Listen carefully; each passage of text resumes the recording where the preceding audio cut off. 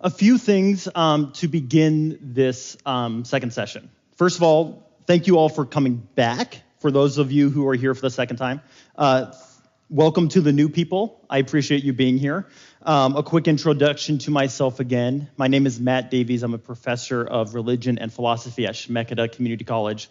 I've studied at Linfield and Yale University. Both my degrees are in some form of religion. And I've spent my short amount of time on this planet studying other religions, coming from a Christian perspective. So in case it wasn't clear from week one, for this week, I'm not trying to convert you to Islam. That's not the purpose of this at all, because I haven't myself converted to Islam. We are trying to understand people as they understand themselves. And that's a very, very important thing for us to understand before we even get started. I want to do a very quick recap. Hopefully this is 90 seconds of what we did last week, and especially the stuff that's going to carry over into today. So first slide, please, Dave. The quick review. Remember that the majority of Muslims across the world live in the Asia-Pacific region. More than 60%, probably now up in the 65%. I have more than 62% up there because that's our 2010 numbers. About 65% live in the Asia-Pacific region. Remember our top 5 countries: Indonesia, India, Pakistan, Bangladesh, and Nigeria. That's where the majority of Muslims live. Indonesia has more Muslims across the world than Saudi Arabia, Iraq, and Afghanistan combined. So when we're talking then about Islam as a whole, we need to look at Asia-Pacific region, not the Middle East. Islam means peace and surrender, the peace that we receive when we surrender from God. That's because the main problem in the world for Islam is self-sufficiency and idolatry. We think we can get by without God, but in fact, we have to rely on God to live, and nothing can replace God. So we submit to God, and God gives us peace. Remember that Allah is not the Muslim name for God. It is the Arabic word for God. It is simply another language. So Christians and Jews and atheists and any other religion that speaks Arabic calls God Allah. It's the Arabic word for God, not the Muslim name for God. The Quran is a revelation given to Muhammad from God through the angel Gabriel that confirms the New Testament and the Old Testament that comes before it. That God gave the Jews the Old Testament, God gave the Christians the New Testament, and God gave Muslims the Quran. The Quran confirms what came before it, and Jews and Christians are referred to as people of the book because of this common revelation that God gave all of us. And we want to remember that there are multiple ways to interpret the Quran. You cannot just read the Quran and pull one verse out of it and say that goes. So all the interpretations of that I'm going to be talking about today, there's a bedrock of a good 1,000 years of interpretation of what I'm about to tell you today. I'm not just pulling verses out. I've spent a good 10 to 15 hours reading commentaries this week to make sure that I get a good overview of 1,000 years of Quranic interpretation. So we look at the Quran itself, we look at the Hadith, the teachings of the Prophet, and we look at the Sunnah. I didn't bring this up last week, but we look at the Sunnah, the example of the Prophet, how we actually lived. We look at the consensus of scholars, all the academics and theologians and jurists coming together and interpreting the Quran as a group, bringing together a consensus so that one sole person doesn't derail the entire interpretation. We look at historical context. That's what we're going to be focusing on the most today, because the Quran was revealed in a very particular time period, just as the Old Testament was, just as the New Testament was. And so we have to look at what that context is in order for it to make sense. And we always remember that the few must be interpreted in light of the many. If we have a few verses that seem to differ from the majority of the Quran, we are going to rely on the majority of the Quran. And most religions tend to do this with whatever sacred texts that they have. The other thing we need to say before we get started: Islam is not pacifistic. It just needs to be said. Islam is not pacifistic. I will not be making an argument that Islam does not talk about violence or war. It very clearly does, and I think we all know that because we have all seen verses being used from the Quran to incite violence. Islam is not pacifistic. It allows for military force in limited contexts, and we're going to be talking about that today. I'm also not going to be engaging in what we call proof texting. I'm not going to put up bad verses and then put up good verses and say one outweighs the other. There will be some of that today. I will show you good verses and I will show you bad verses. The important part that I want to do today is I want to make sure that we interpret the bad verses correctly, as the majority of Muslims do. Remember, there are 1.6 billion Muslims in the world. How do they interpret the Quran? Not the 100,000 ISIS members, the 80,000 Al-Qaeda members. I don't care about them, though obviously that will come up today also. Okay, so we will be looking at these verses in their historical context on how the majority of Muslims interpret them. So let's talk about the historical context. We have to remember that Muhammad lived in 7th century Arabia. That's a much different time period than we have now. And we have to remember that not all Muslims interpret the Quran literally. They recognize this historical context. Muhammad was in Mecca. That's where he was born, and that's where he started his ministry. When he received the revelations from God, he hung out in Mecca for a while to teach and to preach. He was not widely accepted at all. He was persecuted quite heavily. People beat him. People threw him in jail. Muhammad owned a caravan company, and so people refused to do business with him. He was very heavily persecuted inside Mecca. But we have verses that are revealed to Muhammad from this Mecca time period that says, do not retaliate. You have to accept this persecution. You cannot fight back. These are what the early verses revealed from the Quran. So we have in Mecca, let me set the stage again, because we need to talk about what Mecca was. I brought this up last week, but here's the review also. Mecca was full of idols and polytheism. The Kaaba, towards which all Muslims pray, there were 360 idols that circled it. This included idols to Mary and Jesus. So gods from all across the world, they had their idols at the Kaaba.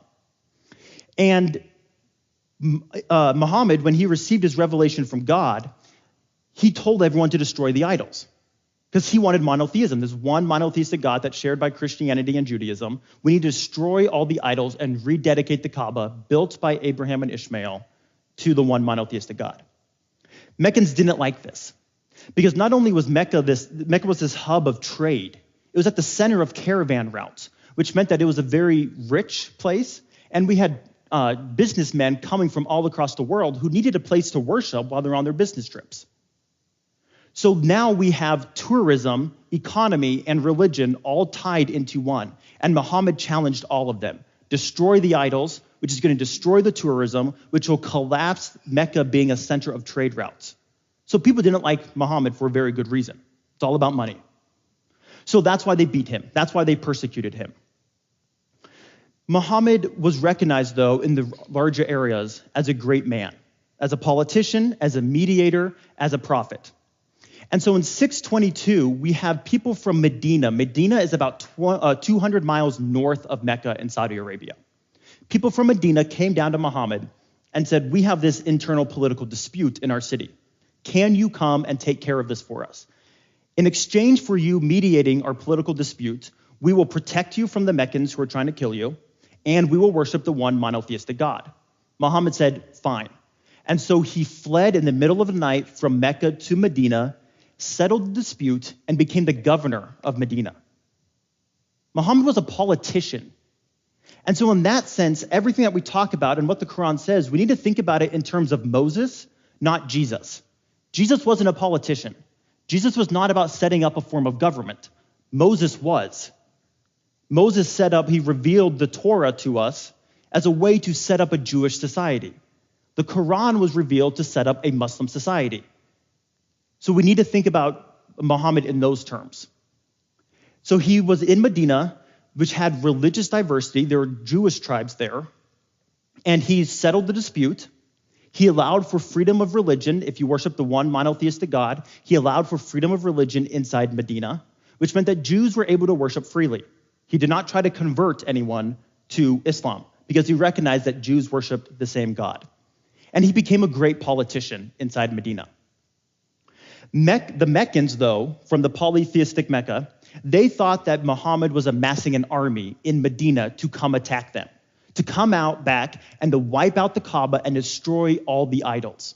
So Mecca declared war on Medina. Mecca declared war on Muhammad. That automatically now puts a lot of the Quranic revelations into a period of warfare, where Muhammad was a governor. He was in charge of other people. He was in charge of citizens. He was in charge of his family and other people's family. He had a responsibility to protect his city and his family and his religion, because people literally declared war on him. So then Muhammad lived in this period of warfare. He was only in Medina for about 2 years before war was declared. They're fighting back and forth for about 4 years before a treaty was settled. And we call this the Treaty of Hudaybiyah. Muhammad and a bunch of Muslims decided to go on the Hajj. Remember that pilgrimage to Mecca. They decided to go on the Hajj to Mecca. And the Meccan army met them before they could get there and refused to let them pass.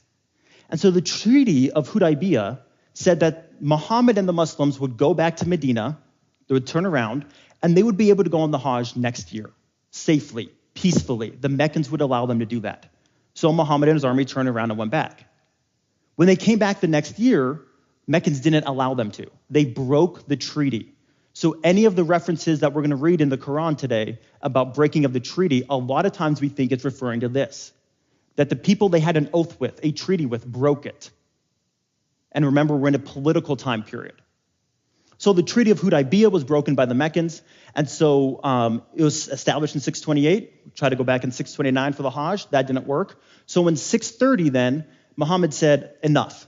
And he amassed a big army and marched to Mecca. What you won't hear in the news reports is that when Muhammad took over Mecca this final time, there was not one instance of bloodshed. He had such a big army with him that the Meccans gave up. They surrendered. They didn't want to fight him. And according to tribal custom at the time, Muhammad could have killed all of them. That's the way tribal warfare worked. He could have wiped them all out as prisoners of war, and he didn't kill a single person. He destroyed all the idols.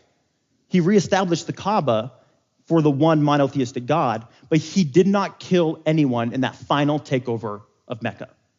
God commanded him not to. So this is the context that a lot of the Quran is speaking to.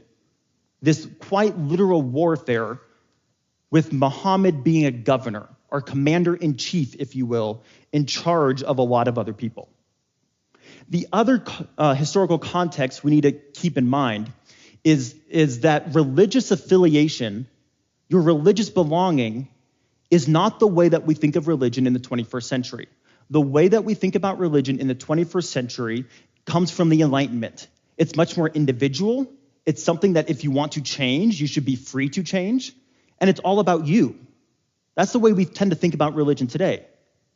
In 7th century Arabia, religion was seen more as a nationality.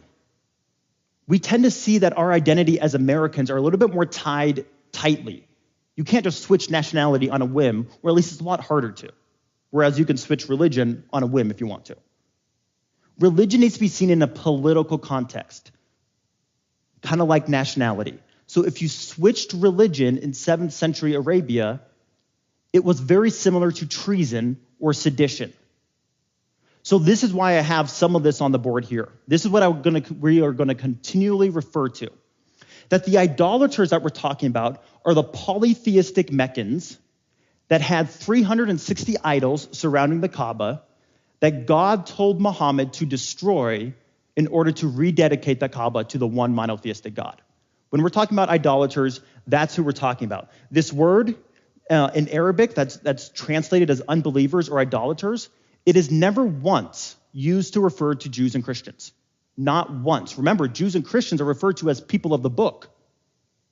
So idolaters is now in a very particular context of the polytheistic Meccans that declared war on Muhammad. If we're looking then at what religion means, we're thinking about it as political and tribal loyalty, not an individual affirmation of who you think God is. And we're thinking in terms of a group. Community is more important than individuality because Muhammad was in charge of a city and he was in charge of a religion and he was responsible for not just himself. This is the context that we are going to need to think about a lot of these verses in. So when Muhammad was on his pilgrimage, when Muhammad fled from Mecca to Medina, that's when God revealed the very first verse that addresses violence in the Quran. So Dave, can you hit the next slide for us, please? This is the very first verse that condones, or at least allows for violence inside the Quran. And remember, the Quran is not organized in terms of when the surahs were revealed. It's organized in terms of length. So we're going to be jumping around the Quran, but that's just the way it's organized. The very first verse that is revealed. Truly God defends those who believe. Truly God loves not any ungrateful traitor. Permission is granted to those who are fought because they have been wronged. And truly God is able to help them. Those who are expelled from their homes without right, only for saying our Lord is God. Were it not for God's repelling people, some by means of others, monasteries, churches, synagogues, and mosques, wherein God's name is mentioned much, would have been destroyed. And God will surely help those who help him. Truly God is strong and mighty. Who, were we to establish them upon the earth, would perform prayers, give alms, and enjoin right and forbid wrong. And unto God is the end of all affairs. The very first verse that allows for violence in the Quran, first of all, does not mandate violence. Permission is granted. This is not a command for everyone. This is, you are allowed to if you are fought, if you have been wronged. Remember, Mecca declared war on Muhammad. So now the very first verse is being read in this historical context that I just gave you. You have been wronged. You have been kicked out of your homes just for saying that God is one. You've had to flee. And now you are allowed to fight because you have been fought first. We also want to keep in mind the second part of this. That were it not for God's repelling of people, God pushing people back, God being involved in this fight himself, monasteries, churches, synagogues, and mosques all would have been destroyed because they all preach God's name. Just as we talked about last week about the Quran affirming the Old Testament and the New Testament, recognizing that this is the same God, Surah 22 tells us that the name of God is mentioned in churches, synagogues, mosques, monasteries, and therefore needs to be protected. All of them do. And when they were in Mecca, before they fled to Medina, that's exactly what they did. They protected churches and monasteries and synagogues because God's name is mentioned much. This is the context that we're talking about. Because this is the first verse that permits violence in the Quran, most Muslims say that any sort of defensive action needs to be taken in this context. Any sort of defensive action that's allowed in Islam today needs to be done in light of this. Because you have been kicked out of your homes, because you have been wronged first, or because you have been kicked out of monasteries, churches, synagogues, or mosques.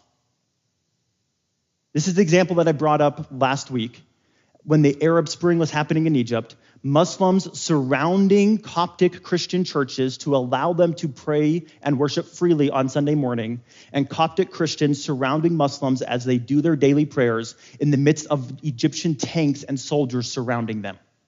That's following verse 22 or chapter 22. This is the context that we're talking about. The very first time religion or violence is allowed. If this is true, then what do we hear about this jihad thing? What does this all mean? Can we hit the next slide, please, Dave? First of all, jihad does not mean holy war. It is not translated as holy war. It cannot be translated as holy war. That is not an accurate translation, no matter who you talk to. If they tell you that jihad means holy war, you are allowed to scream and yell at them. Jihad in Arabic means struggle or striving. The term for holy war is al-harb al-muqaddas. That term doesn't even exist in classical Arabic, which the Quran is written in. That phrase does not even exist anywhere in the Quran. Jihad means struggle, striving. And Muhammad himself set up two different types of jihad. And we know this because he had this saying, you have returned from the lesser jihad to perform the greater jihad. So we have one form of jihad that's smaller, one form of jihad that's bigger. And obviously, the bigger one is more important. Remember that the problem in the world is self-sufficiency and idolatry.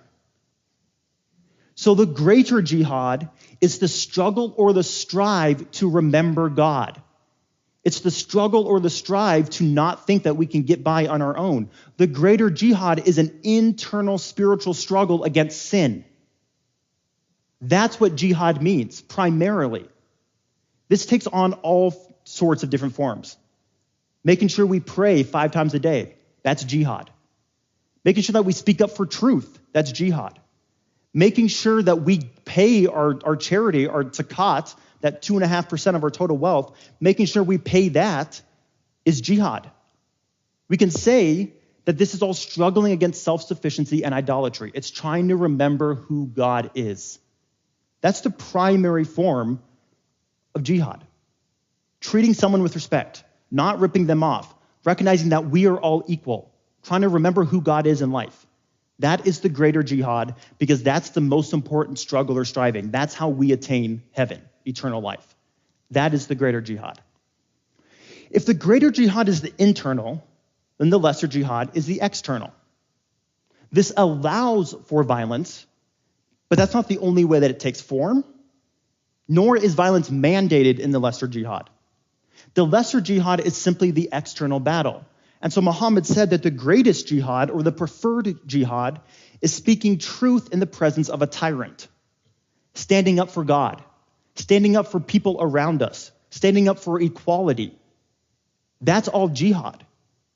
Muslims have this phrase, jihad of the pen. Are we writing good things? Are we combating ideas with other ideas? Jihad of the pen can be the external battle against enemies of Islam, against sin, against corruption, against oppression. But yes, lesser jihad also allows for limited warfare, limited violence. Again, because Muhammad was a governor.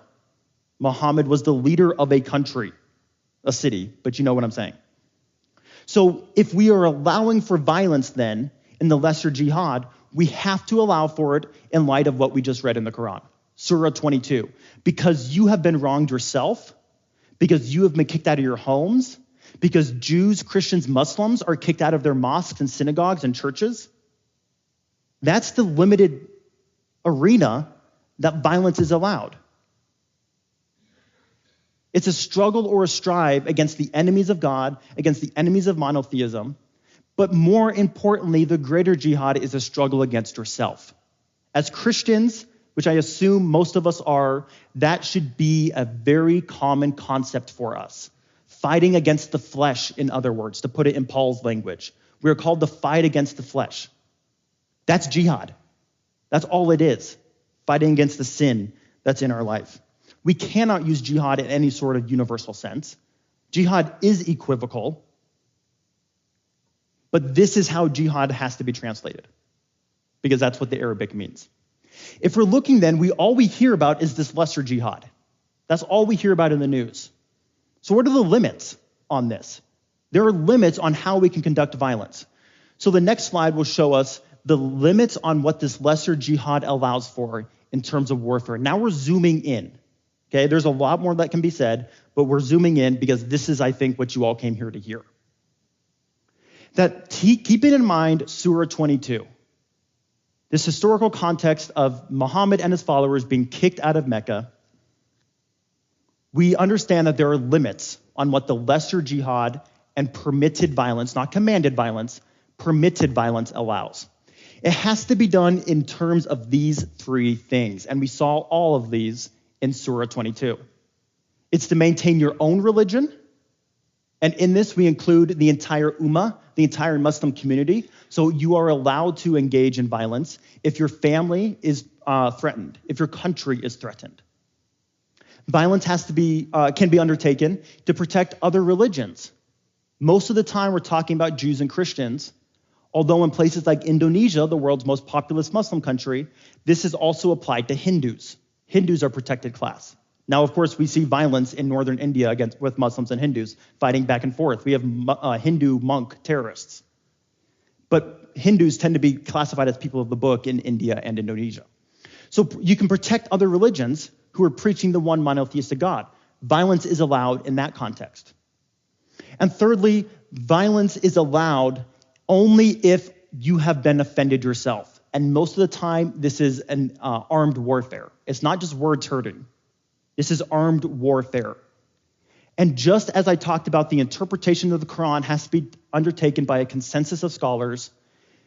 If we are engaging in the lesser jihad, it has to be undertaken by the consensus, the majority of the Muslim community, not just a rogue person saying, I have been wronged. The entire Muslim community has to come together and recognize this. These are some of the limits that we have on violence. Were you going to ask a question? It just seems similar to just war theory. This is exactly, so he said this sounds similar to just war theory. It's 100% just war theory. I'm not using that term because I don't know how much that term is going to resonate here, but it's 100% just war theory. Absolutely, yeah. The other limits that we see on violence in the Quran comes in how we can engage and who we are allowed to engage. So I said last week that the Quran forbids suicide. I put the reference up here for you, that in chapter 4, verses 29, we see, O you who believe, consume not each other's wealth falsely, but trade by mutual consent, and slay not yourselves. Truly God is merciful unto you. And whosoever does that in enmity, which is hostility, and injustice, we shall cause him to burn in a fire, and that is easy for God. So we see in this verse I just read 2 forms of jihad. We see an external battle, but we are commanded very clearly, and let me say that again, slay not yourselves. If you do, we will cause you, God and the angels will cause you to burn in a fire, which all of us Christians know is code for hell. You cannot kill yourselves. Not only that, but you can't rip people off. This is another form of jihad, making sure that we have honest business practices in our dealing. Do not kill yourselves. If we have a treaty among people, you cannot slay people with whom you have a treaty. This is something I learned this week while researching some of this stuff. It wasn't until 1928 that the international body came together to try to get rid of warfare as a legitimate form of foreign policy. Up until 1928, the international community said, if we have disputes, warfare, here we come. It was allowed. 1928 was the first time that the international community came together to try to prohibit warfare on an international scale.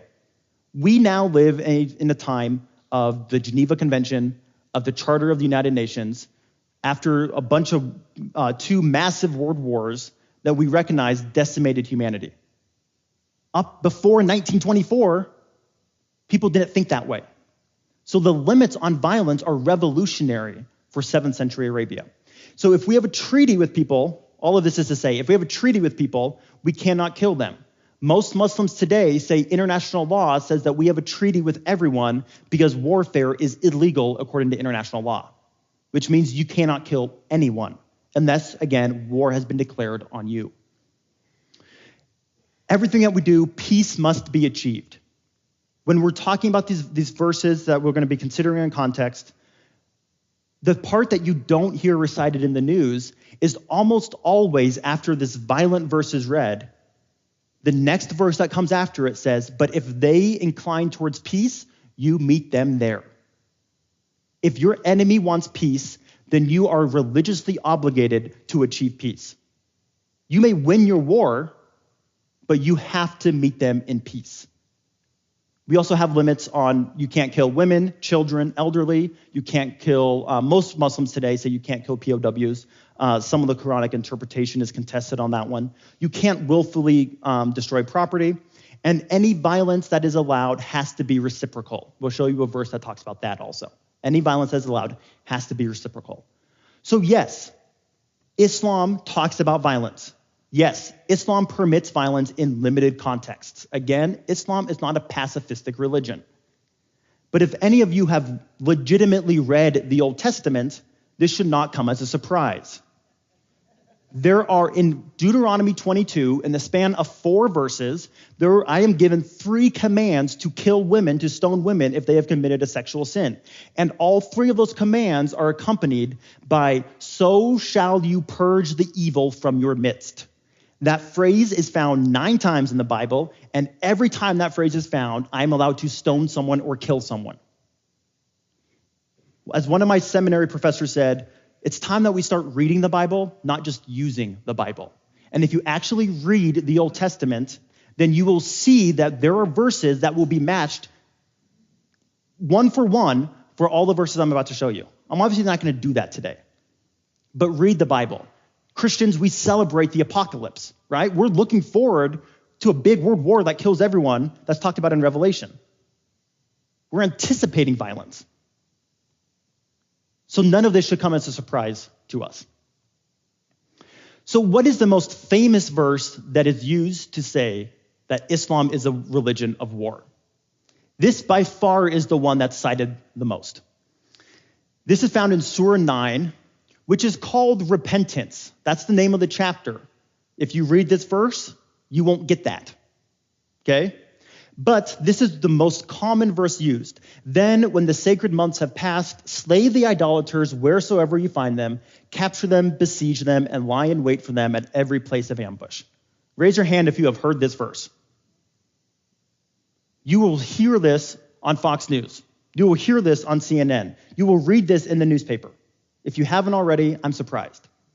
This is the most common verse used to say that Islam is violent. In order to interpret this correctly, though, we need to keep in context everything that I said with these 3 points. The idolaters, this is the Arabic word for it. This word has never been used in the Quran to refer to Jews and Christians. It refers to those Meccans who worshiped 360 different idols, who declared war on Muhammad and wanted to wipe him out. Meccans who had declared war first on Muhammad. That's what this verse is referring to. It is not used in the Quran, and the majority of Muslims do not interpret idolaters, or sometimes you'll see this translated as unbelievers. It does not mean all of us, because we are people of the book. We have the same revelation from the same God. Muslims will recognize that if you read this verse out of context, it sounds bad. They will recognize, and this is a quote from a Muslim professor in Nova Scotia, read in isolation, this sounds like an awfully aggressive, intolerant, if not criminal type of act. It suggests that people who do not accept Islam deserve to die. If you read that, you have to agree with him. Here's the problem. When this verse is cited, no one tells you that verse 5 continues. No one tells you that there is a part B to this part A. This is the part B. Can you switch slides, Dave? Thank you. This is the part B, and moving on to the very next verse. But if they repent and perform the prayer and give the alms, let them go on their way, for truly God is forgiving and merciful. And if any of the idolaters seek asylum with thee, grant him asylum until he hears the word of God, then convey him to his place of safety. Remember what I said before. The limits on lesser jihad says that peace must be attained, and if your enemy goes towards peace, you meet them there. The very second part of that verse that's always cited says, if they repent, let them go on their way. Let them go on in peace and in freedom. If an idolater, if any of these polytheistic Meccans comes and seeks asylum with you, if they're waving a white flag, you let them in. You can preach to them, and you should preach to them to get them to convert from polytheism to monotheism, but you grant him asylum, and when it's time to go, you let him go in peace. In fact, convey him to his place of safety, escort him safely to where he goes. Nothing in these verses say you have to convert them. Nothing in these verses say that you have to lock them up. This verse just says, preach to him and then let him go in peace. If this doesn't convince you, let's look at what the rest of Surah 9 says. The next verses, we're going to go look above and we're going to look after.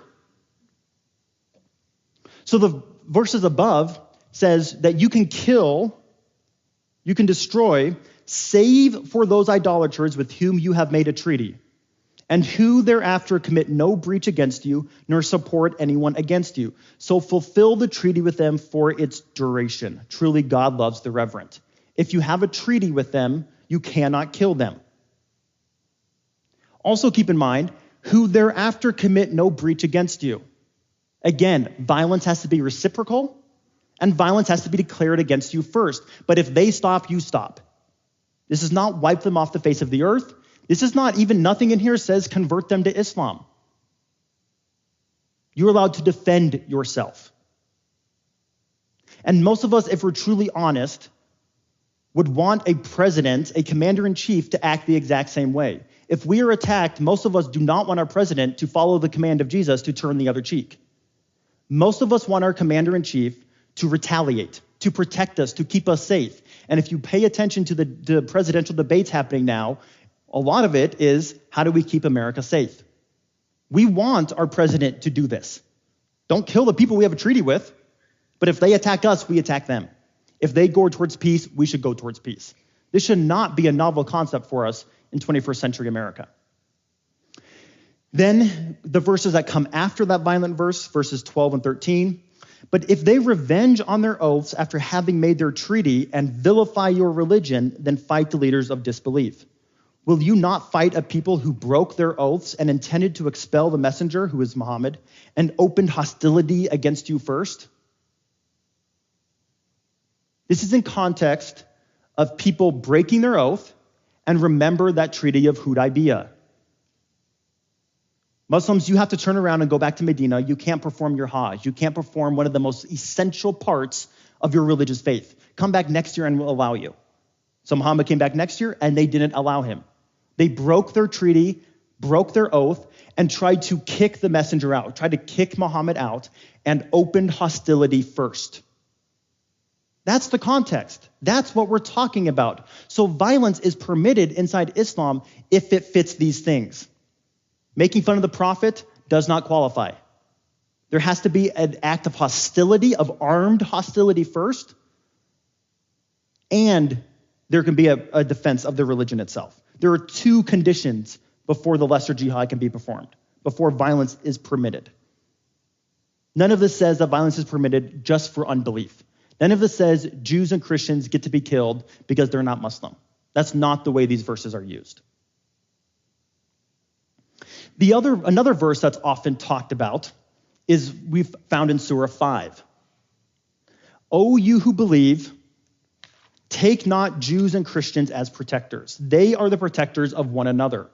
And whosoever takes them as protectors, surely he is one of them. Truly God guides not wrongdoing people. I have heard this verse used 100 times to say that Muslims are not allowed to take Jews and Christians as friends, because sometimes we see this word protector translated as friends or allies or neighbors. That's not the way the term is used in Arabic. The term used in Arabic connotes some sort of loyalty, some sort of mutual protection, some sort of political affinity. It means that Muslims are not supposed to take Jews and Christians as their primary form of authority, as their number one authority in life. Why? Because the way that we treat Islam in America today proves this. They are the protectors of one another. Jews and Christians protect each other, but they don't protect Islam. They don't protect Muslims. So the way that we treat, the Abrahamic faiths treat Islam today proves Surah 5. Don't take Jews and Christians as your primary authority because they are only concerned about themselves. They only try to protect themselves. We also see with the next verse the way that religion plays a role in political affiliation. Because if you take them as a protector, surely you are one of them. If any of us were to walk into a synagogue or a mosque today, we would not think of ourselves as Jewish or Muslim. But the way that religion operated in 7th century Arabia is that if you went to a different religious tribe for your protection, now you've become an expat. Now you have changed your political loyalty. Now you are treasonous. That's the way, and this verse proves it, that the way that we think about religion today cannot be the way that we think about religion in 7th century Arabia. They're operating completely differently. So we're thinking about the way that it violates the community, the tribe of loyalty that we have in a political context, and the way that religion is not just seen as an individual endeavor. This is also not used to say don't take Jews and Christians as friends, because previously in Surah 5, Muslims are told that they can marry Jews and Christians. That would be fairly contradictory in the exact same chapter. You can marry Jews and Christians, but you can't take them as friends? That makes no sense at all. So we know then that there has to be some sort of consistency across this, and so we're translating this as protector, not as forbidding any sort of friendly relations or friendship or treaties or allies with Jews or Christians. That's not the way that it's used. Are you with me so far? I know we're diving into text, but that's because those are the two verses I hear used the most. And when I talk to some of my friends and I ask them, when you hear about Islam being violent, what verses do you hear? Overwhelmingly, they told me these two, which is why I focus on them. But let's look at another one that talks about this context and the way that violence is permitted. This is from Surah 2. And fight in the way of God against those who fight against you, but do not transgress. Truly, God loves not the transgressors. Let me stop right there. Again, people who have fought against you, war has been declared on us first. Sometimes this transgress is translated as aggress. So no matter how we translate it, if we can't transgress during warfare, it means we can't sin during warfare. That means there are limits on violence. Sometimes, though, it's translated as we cannot be the aggressor, which means we cannot be the first to initiate violence, because violence has to be done against us first. And slay them wheresoever you come upon them, and expel them whence they expelled you. This is being done against you first, for strife is worse than slaying. But do not fight with them near the sacred mosque until they fight with you there. But if they fight you, then slay them. Such is the recompense of the disbelievers. But if they desist, then truly God is forgiving and merciful. If they desist, then there is no enmity save against the wrongdoers. The sacred month for the sacred month, retribution for forbidden things. So whoever transgresses against you, transgress against him in a like manner as he transgressed against you. And reverence God and know that God is with the reverent. Any violence that is allowed in Islam has to be reciprocal.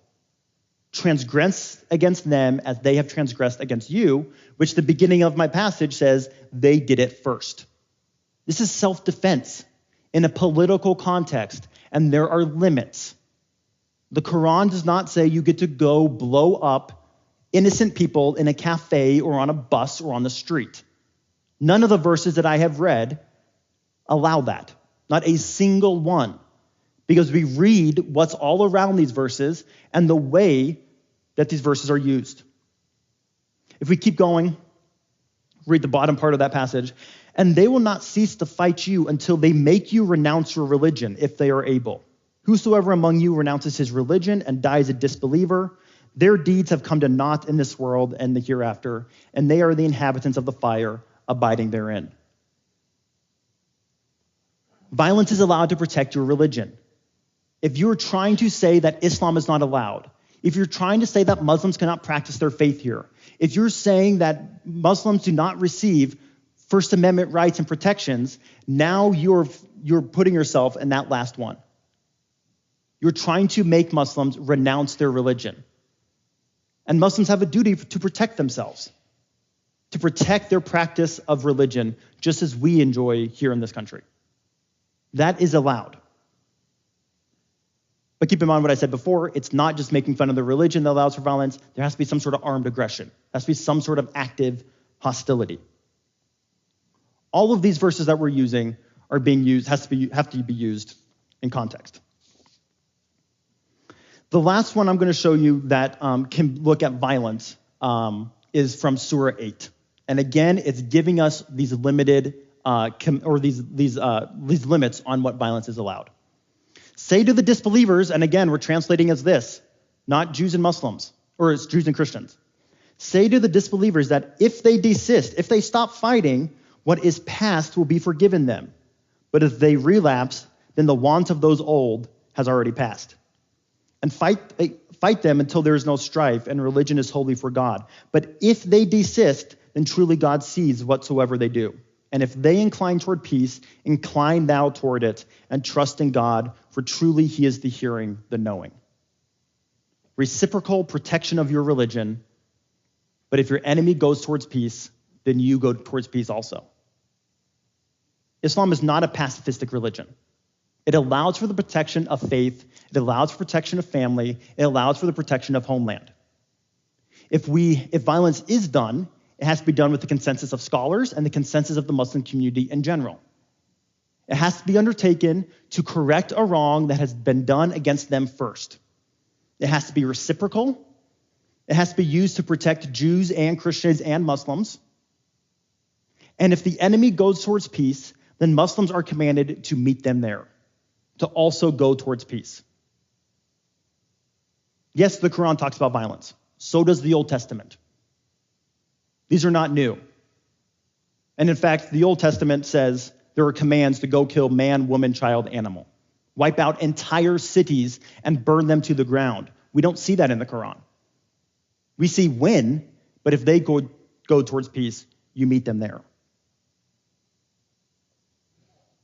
This is the way that we should be reading some of these verses in the Quran. These are the ways that we should be interpreting some of these verses in the Quran. But there are also verses that command peace. Again, I'm not going to do a one-for-one. But we're going to interpret the few, the ones that I'm bringing up here, in light of the many, because that's what Muslims do. So the next slide gives us, I understand that text is fairly small, gives us some of this peace engaged in this violence. The enemy wish that you disbelieve, even as they disbelieve, that you may be on a level with them. Again, disbelieve is in context of polytheistic Meccans. So take them not as protectors till they migrate in the way of God. But if they turn their backs, then seize them and slay them wherever you find them, and take no protector or helper from among them, save those who seek refuge with a people with whom you have made a covenant, and those who come to you with hearts reluctant to fight or to fight their own people. Let me say that again to put the right inflection in there. Fight them, save those who seek refuge with a people with whom you have a covenant. If the enemy goes towards someone with whom you have a treaty or a covenant, then they are safe. And those who come to you with hearts reluctant to fight or to fight their own people. Had God willed, he could have given them authority over you, and then surely they would have fought you. But part of this verse now, what I'm going to read next, is what plenty of Muslims use against Al-Qaeda and ISIS. It is not for a believer to slay a believer unless it be in error, unless it's a mistake. Whosoever has slain a believer in error, let him set free a believing slave and pay compensation to the victim's family, unless they remit it in charity. And if he, the believer that you have just killed wrongly, belonged to a people at war with you, but was a believer, then a believing slave is to be set free. And if he belonged to a people with whom you have a covenant, these are Jews and Christians, because we are all people of the book. And so Muslims have a covenant with Jews and Christians. If you kill a Jew or a Christian, let him pay compensation to the victim's family and let him set free a believing slave. The exact same punishment as if you killed a fellow Muslim.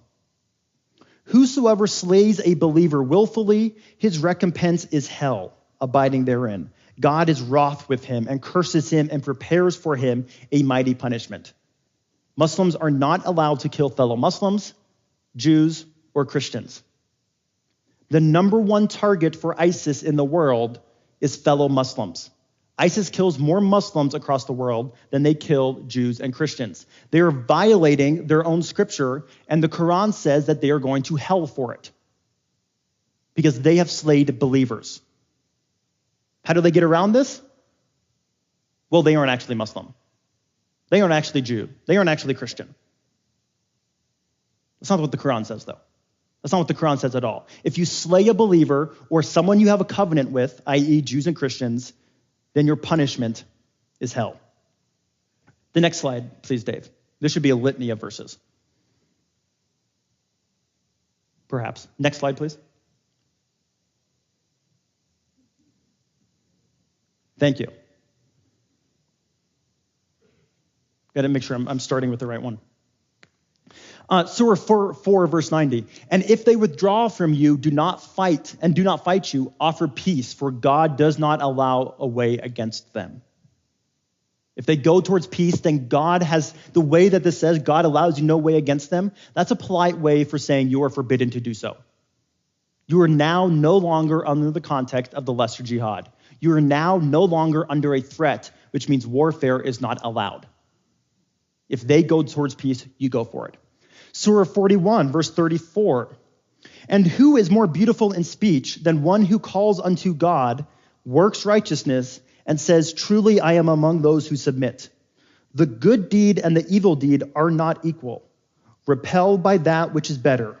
Then behold, the one with whom and thee there is enmity shall be as if he were a loyal and protecting friend. Yet none shall receive it save for those who are patient. And none shall receive it save for those who possess great fortune. The greater deed outweighs the bad deed.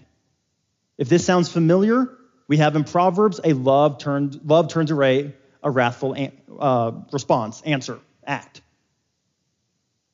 Do good. That's what that verse commands. Do good. Repel by that which is better, which is the good deed. Surah 5, verse 48. For each among you, and this is in context, remember, this is the surah that I read last week about Jews and Christians all receiving the exact same revelation from God. So for each among you, Jews, Christians, and Muslims, we have appointed a law and a way. And had God willed, he would have made you one community, but he willed otherwise, that he might try you in that which he has given you. So vie with one another in good deeds. Jews and Christians and Muslims should fight to see who's doing the best work for God. Unto God shall be your return altogether. Jews and Christians returning to God altogether, and he will inform you of that wherein you differ. God gave Jews the Torah, God gave Christians the New Testament, God gave Muslims the Quran. If God wanted, he would have made us all one religion. This verse very clearly says it's not Muslims' job to go convert Jews and Christians to Islam, because God gave them their particular scripture, God gave them a particular way, and at the end, when we return to God all together, God will let us know which one was right. It's not our job in this world to do it. But what does all this mean for ISIS? And what does all this mean for Al-Qaeda? Because that's what we hear about in the news, and they are the ones who are trying to hijack what Islam is. The next slide will give us that. First of all, ISIS is more extreme than Al-Qaeda. Al-Qaeda kicked ISIS out because they were so extreme. So now we're talking about two very different groups of people. We can't lump them all together. But if we want to talk about religious extremism, we're looking at the way that they use these verses out of context. Oftentimes, that's what literalism does. It ignores the verses that come before it. It ignores the verses that come after it. It ignores what these words mean when they were revealed by God. They were kept in that language for a particular reason. God mandates that the Quran is not translated. Oops, sorry. But if we want to understand it, then we have to look at it in its original context. ISIS and Al-Qaeda, they don't do that. They don't do that at all. Not only that, but remember, when we are interpreting the Quran and interpreting Islam, we're doing so with consensus of scholars, following the teachings of the prophets that are not found in the Quran, and doing so as a Muslim community. Which means that ISIS and Al-Qaeda, they ignore 1,000 years and more of Quranic interpretation. Because when they say suicide bombing, go for it, not only are they ignoring do not slay yourselves, but they're ignoring the way that that's been passed down for over 1,000 years. Completely ignored. So what do ISIS and Al-Qaeda want to do? I'm going to focus mainly on ISIS because they're the more extreme, because they're the ones who are trying to set up a country. They're trying to set up a caliphate. And if you read some of the founders of ISIS and some of the theologians from them, this is what they aim to do, and it is somewhat contradictory to the way we see them operate. If we are supposed to fight self-sufficiency, and if we are supposed to fight idolatry, then the only way to do that is to always submit to God, which means that ISIS wants to create a theocracy where God's rule is established. And the way that ISIS says this is that if we obey humans for our laws over God, then now we have created an idol. Now we are worshiping a human being. So our human being should never be our final authority for anything. God should be. This is very clearly a theocracy then, because we need to set up a society that follows God as the primary authority. Once we do that, then Islamic extremism says we can set up a place where Islam can be freely chosen. Again, they will say we can't force people to convert. Al-Qaeda says that more than ISIS. But they say we can't force people to convert, but we're going to create a theocracy where they can't help but convert, where they can't help but freely choose. And so I put that in quotations very particularly because they do want to overthrow systems of government that rely on humans, not God. But they're not going to force convert. But again, ISIS does this differently than Al-Qaeda does. So once we have that, first of all, I will say that this idea of where Islam can be freely chosen, American Muslims see that as being protected in the First Amendment. As long as we're not banning Islam from this country, as long as we're not forbidding the creation of mosques, as long as we're not saying that Muslims can't worship freely, the First Amendment, according to American Muslims, means that they can freely submit to God. They can freely worship God, which means America does not need to be overtaken. America is a land where this is already happening. But again, as long as we don't take away those freedoms from them, that's a very key part to this. Once we start restricting their religious freedom, now we have a problem. ISIS also wants to say that this applies to the whole world. Most Muslims are interpreting the Quran in their particular context, in their particular area. So American Muslims look at the First Amendment and says, we're good. They look at Indonesia. Indonesian Muslims say, we have the freedom to practice. We're good.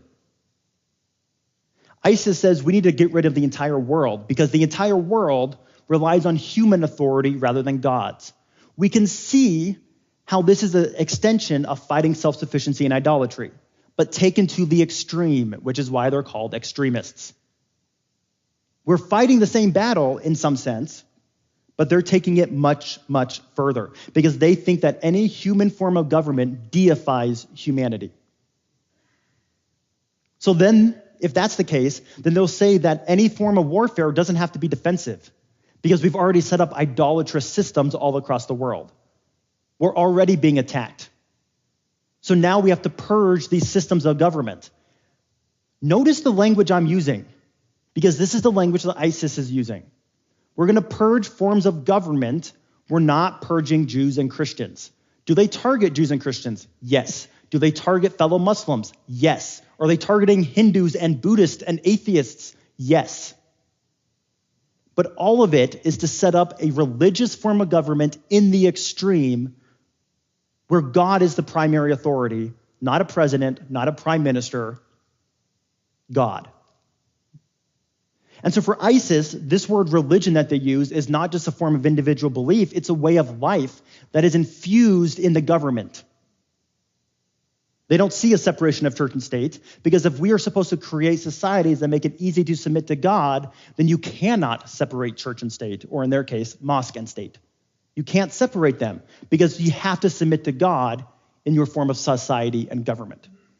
That's what ISIS is trying to do.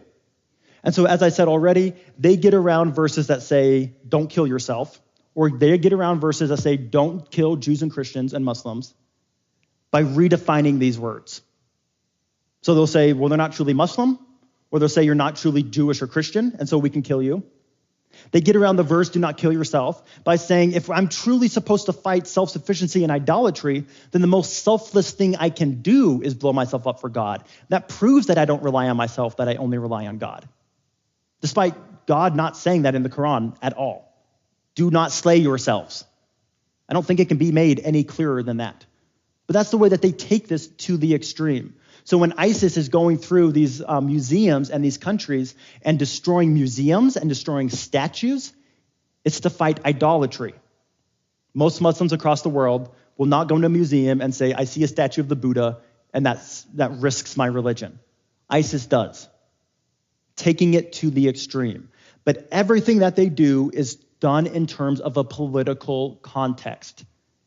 And if you look at polling from across the Muslim world, Pew did a massive survey a few years ago of 35 different Muslim countries. And the vast majority of Muslims across the world denounced any sort of terrorism or political violence. And the ones that did support it, they supported it for political reasons, to get troops out of where they consider to be their homeland. So then ISIS sees American troops in Saudi Arabia as a threat. They see American presence in Israel as a threat. But it's political context, not religious context. Those Muslims being polled and surveyed do not say, God tells me to blow people up and so I do it. It's a political endeavor for them. And ISIS is doing that very, very clearly. That's why they want to set up a state in Syria. The last thing I'm going to show you, so we can open up for questions, is this picture. This is the best picture I have found to describe this. There are 1.6 billion Muslims in the world. And when we talk about the Taliban and we talk about Al-Qaeda and we talk about ISIS, we need to recognize that these are mere drops in a pond.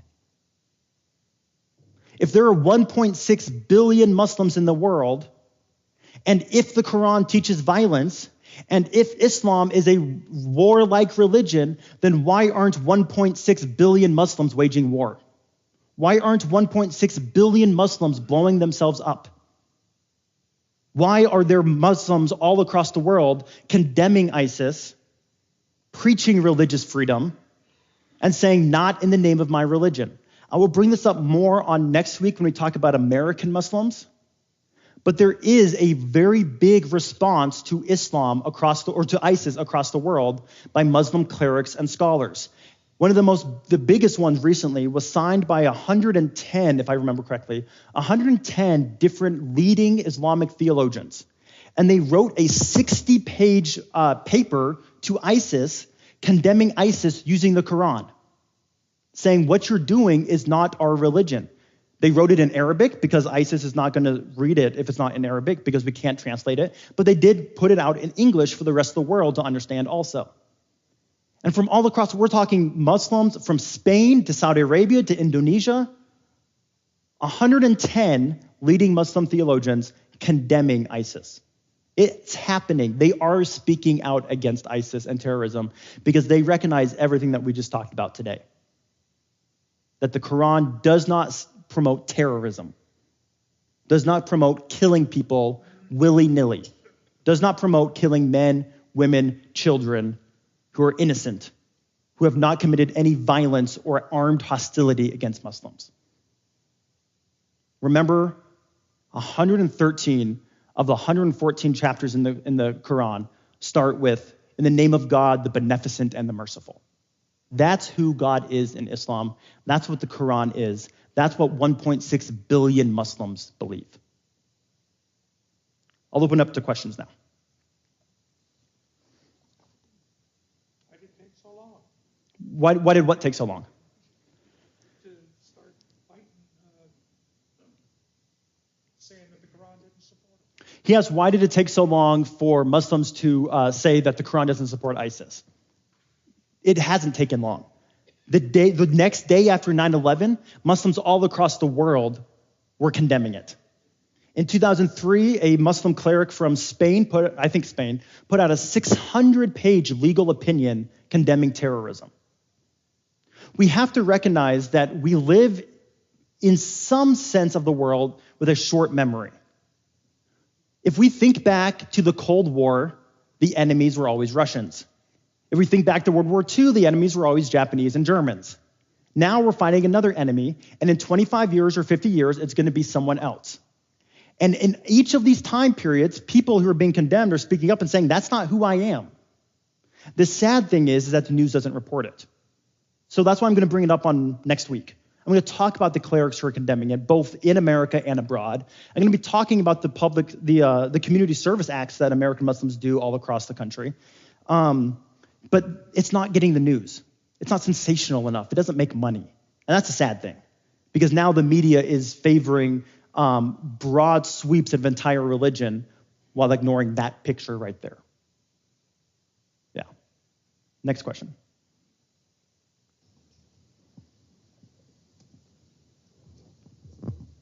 It's on. Is it on now? Yeah.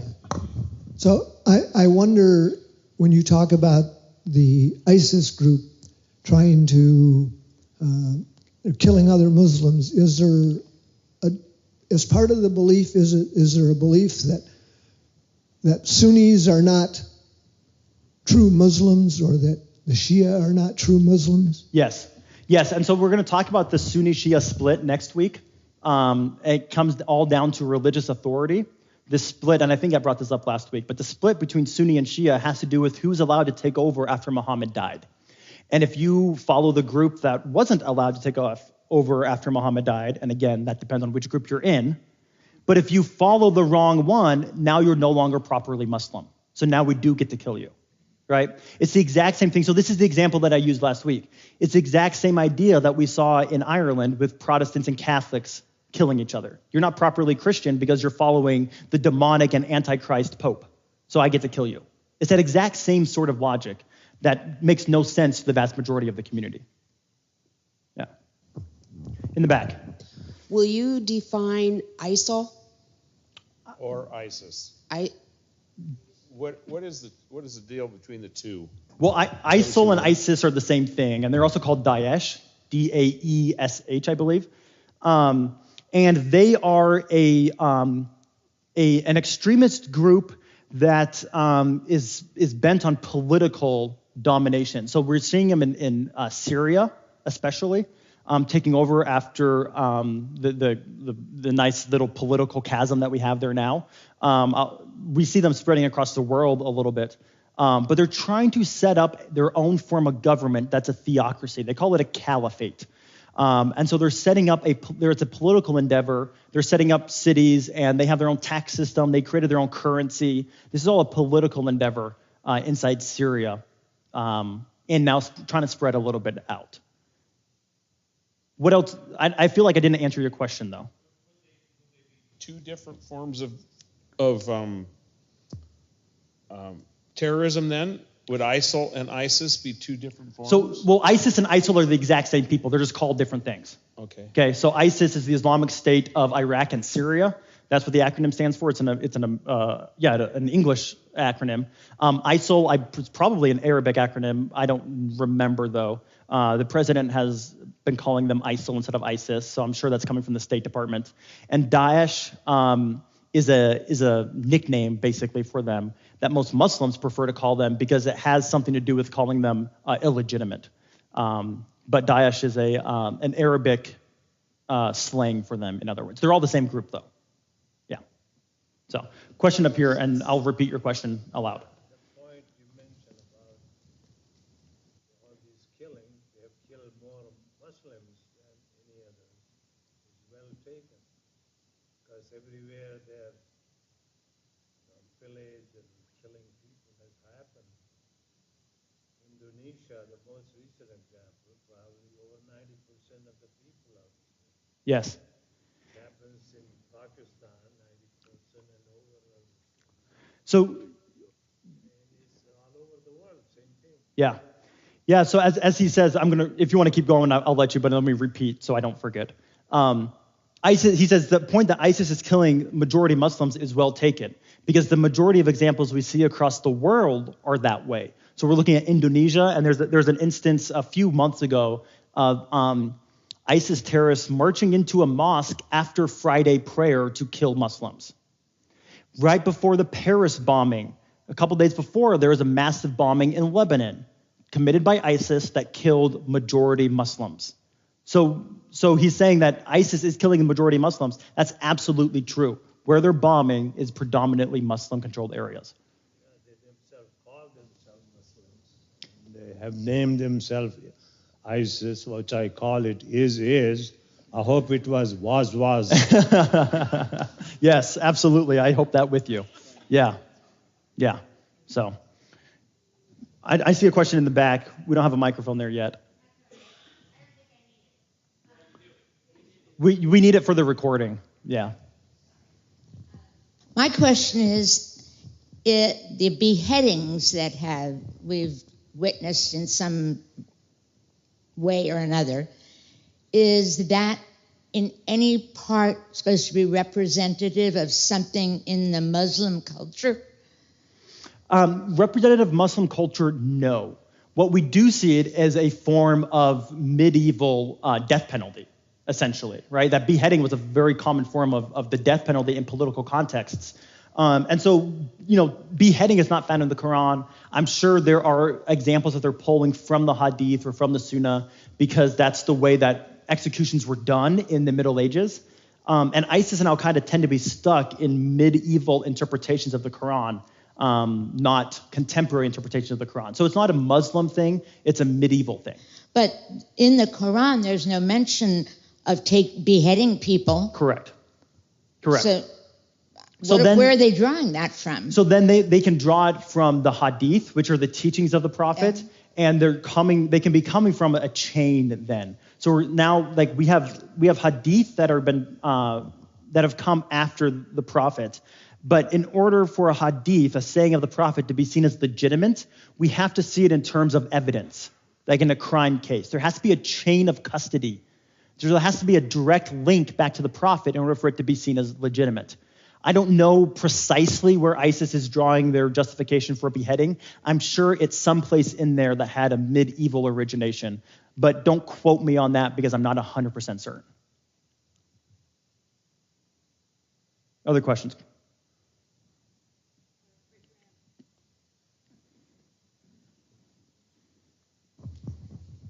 Yes, I heard a rumor one time that the word grace is not mentioned in the Quran. Can you verify that or not? I can say that's not true. Grace is absolutely found in the Quran. I don't know if this has a good index for me to do it or not. But grace is found in the Quran. I know this is really bad TV for those who are watching the recording of it.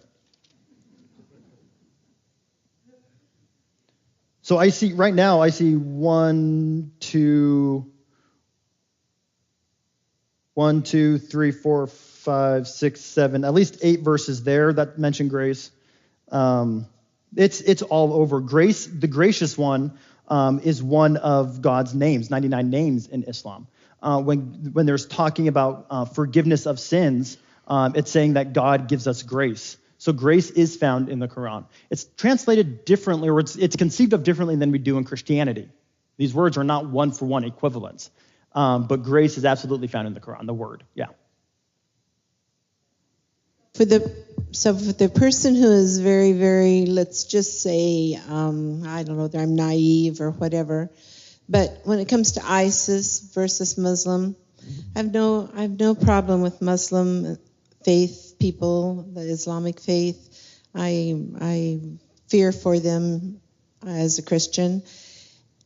When it comes to ISIS, when I think of them, I rarely even think of them as Muslims. I just think they're renegades. They're just mad. They're mad. They're seeking crazy, crazy things. So my question leads up to you saying that they're wanting to make political states in Syria having nothing to do with the Muslim faith?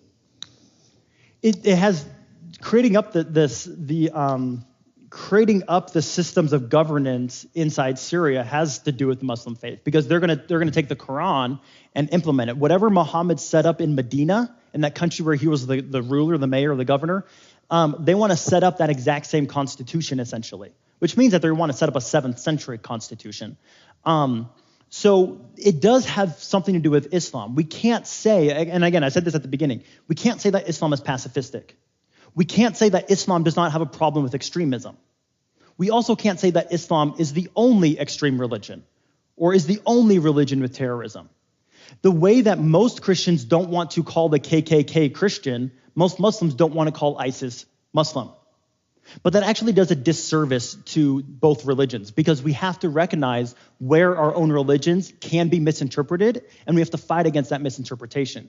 So we should have a vested interest in saying that ISIS and Al-Qaeda are Muslim, but we have to recognize that they're extremists, and 1.6 billion Muslims are fighting against them in what we call jihad of the pen. If they fight against the very thing that is the very first thing you named. They're fighting against, she asks, how can that be if they're fighting against the very first thing that I named? And it's because they interpret things differently. They will see then, they won't read this idolaters in this 7th century context. They will say, well, an unbeliever is someone who doesn't believe like I do. And therefore, we have now reinterpreted the word, which is what most extremists do. Yeah. There's a question in the back corner.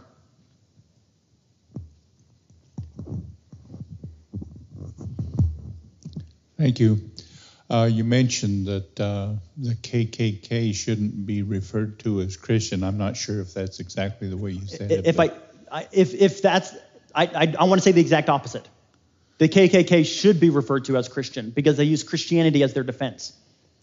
Well, to be more accurate, the KKK is the enforcement arm of the Democrat Party. Well, we're not going to go there. We're not going to go there. You should go there because that's an accurate thing. We're not going to go there. Are there other questions? Question over here. Yeah. We've been talking primarily of ISIS.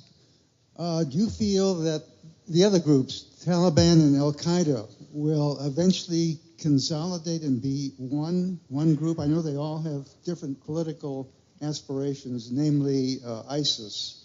And what really is the purpose of Taliban and Al-Qaeda? How do they really fit in? Good question. I will say to your first question, I'm not a foreign policy expert, and so I don't know what the political endeavors of Taliban and Al-Qaeda are. Most of the times, these groups are fighting themselves, all because they see the chain of authority as different. The Taliban is, at least was let's say a smaller form of ISIS, limited to Afghanistan, taking over the government. Al-Qaeda doesn't try to set up a government. They're trying to be mobile, which is why the most influential Al-Qaeda group is now in the Arabian Peninsula, on the southern tip of the Arabian Peninsula. And so I don't see them consolidating because they have different goals. Taliban and ISIS want to set up governments. Al-Qaeda doesn't. They want to kill idolaters, translated differently than the Quran lets them do it. If I say anything more, I don't want to make a mistake because I'm not a foreign policy expert. I don't do international relations or anything like that. Yeah. Could you explain how the fatwa is issued? Yeah, that's actually the authority for that comes from. That's actually a good question. We have this word fatwa that's used quite often. Remember that how the Quran is interpreted, one of the ways is the consensus of scholars. And because of the question over here, what ISIS tries to do, a lot of people, they recognize the Quran as some sort of legal code, just as we would recognize the Old Testament as a legal code. Remember, both Moses and Muhammad are trying to set up governments and societies. So there have to be laws that govern behavior. The question is, how do we interpret those laws, or how do we apply those laws? So the word fatwa is the Arabic term for a legal opinion. You have to be a credentialed authority to issue a fatwa that is binding on the entire Muslim community. So this then leads back to the question that was asked last week: how do we gain the consensus of scholars? How do you become a recognized theologian or jurist or lawyer? And it has to do with training. You basically go to law school, and you are trained in Quranic interpretation and Quranic legal codes. So once you graduate, then you pass the equivalent of a bar exam, and now you're credentialed. You probably then go work at one of the universities or continue your studies in the universities. As I said last week, Egypt is very famous for having some of the best law schools to interpret the Quran. But if we're using a fatwa then, it has to be probably signed by someone who's internationally recognized, and someone who has that the rest of the Muslim community can get behind. There's not a direct equivalent example that I can use. That's what makes this really difficult.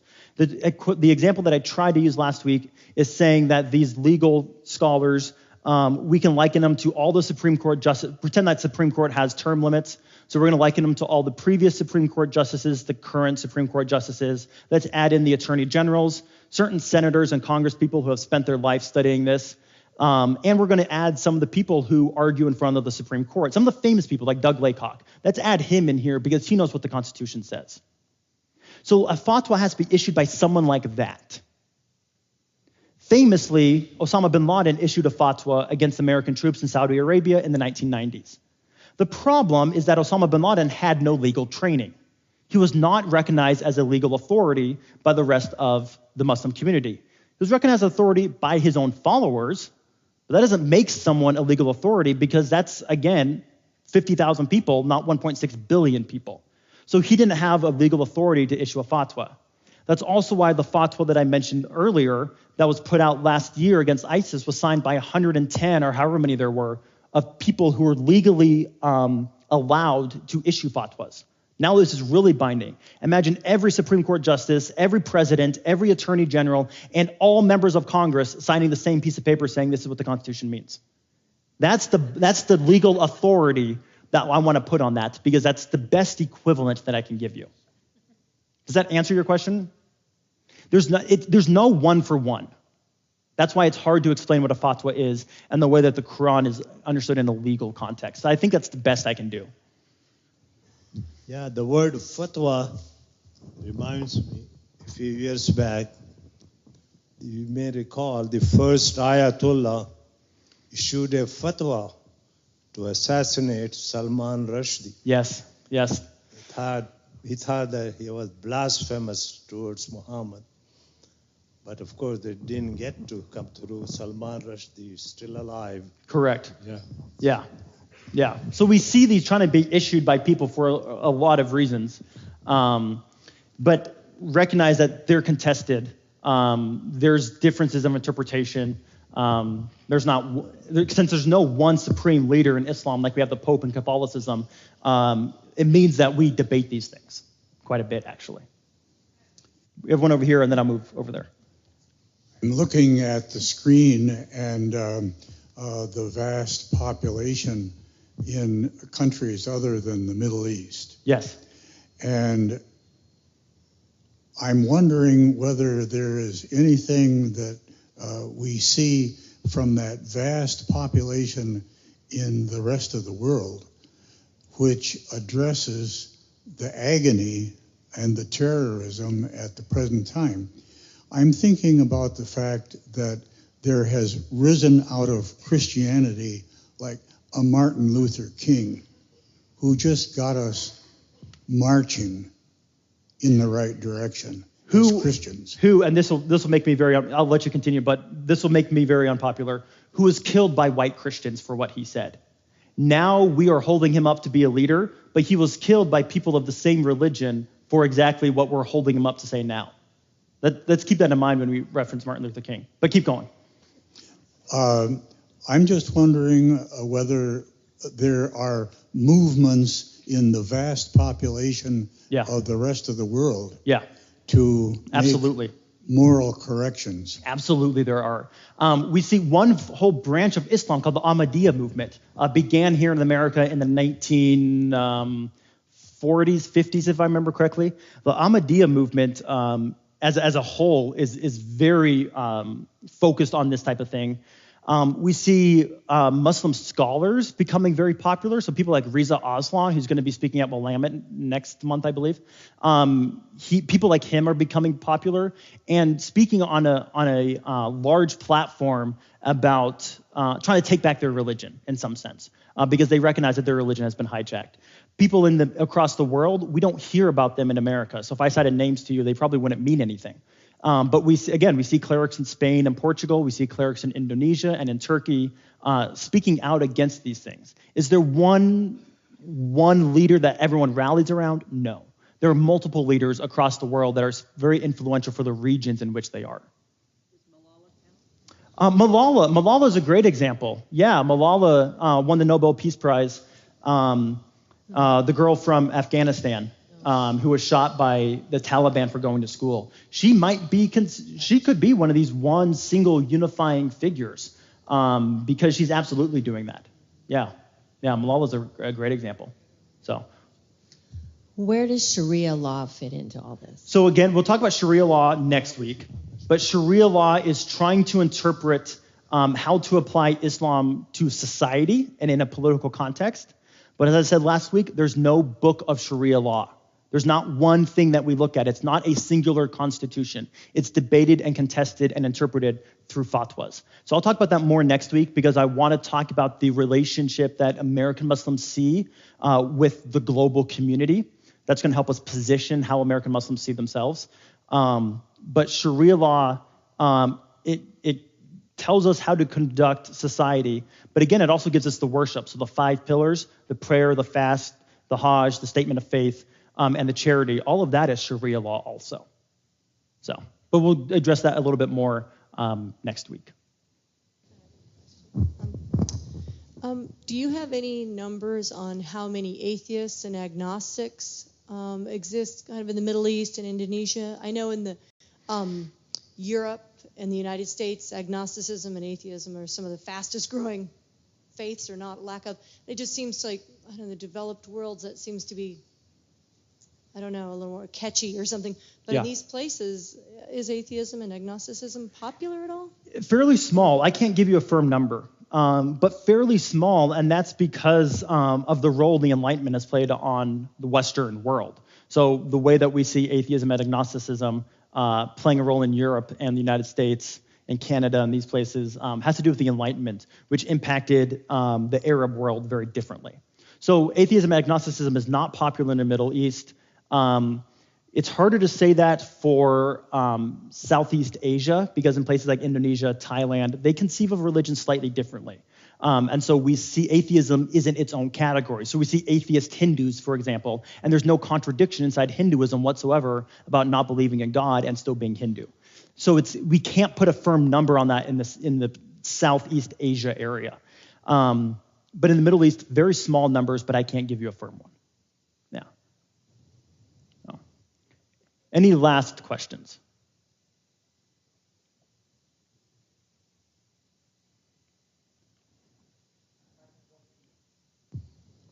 Matt, I think it's wonderful the way you've got your parents working for you. It is. They're my runners. They're my runners.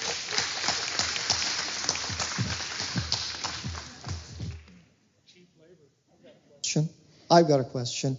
If these fringe groups, if these extremists are supposed to be trying to enhance their connection with God, and they're doing God's work, how do they then explain their clerics and the radicals that actually lead them away from God? You know what I mean? Some of these people are, some of these people are, they look at him as, oh, we got to listen to this person because he's the radical whatever. How do they rationalize that when you're supposed to only be focused on God? Because they see these leaders as leading them towards God. Oops, I cut out. It's really that simple, but it's also that complicated, because this takes us stepping into the mind of someone else and stepping into an extremist mind. So first of all, we're trying to move our minds into another religion. Not only then are we trying to move our minds into another religion, we're trying to move our minds into the fringe group of the religion. That's difficult to do. So all I can really say is they don't see their leaders as drawing them away from God. They see 1.6 billion Muslims as not following God properly, as not being sincere or not surrendering themselves enough to God. That's how they see the 1.6 billion Muslims. But their leaders, we can't say they're prophets because there's no more modern day prophets inside Islam, but think about a lowercase p prophet. This person's leading us toward God in the way that Muhammad always intended, according to ISIS and Al-Qaeda and the Taliban. I think that's the only answer I can really give you, because it's a whole new way of thinking for us.